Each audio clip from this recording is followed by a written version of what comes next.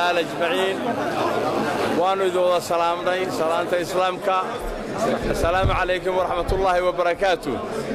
marka ugu horeysa waxaan aad idinku mahadnaqayaa soo dhaweyntan ballaaran aad qiimaha weyn u leh ee dareenkeena gelisay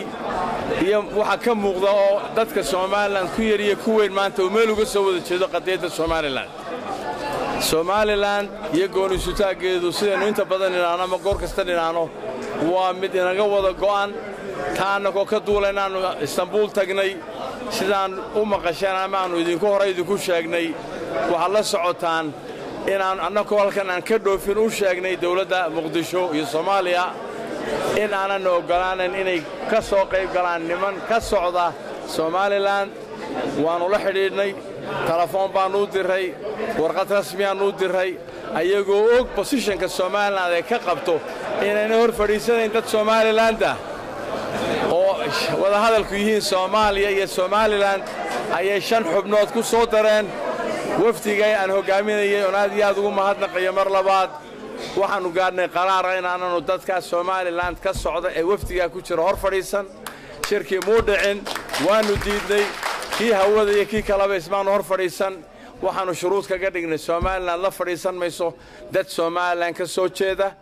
waana sharcigaygu waxa weeye dadka Somaliland ka soo jeeda xagga jooga halkan waxa ka qorin dambiilayaal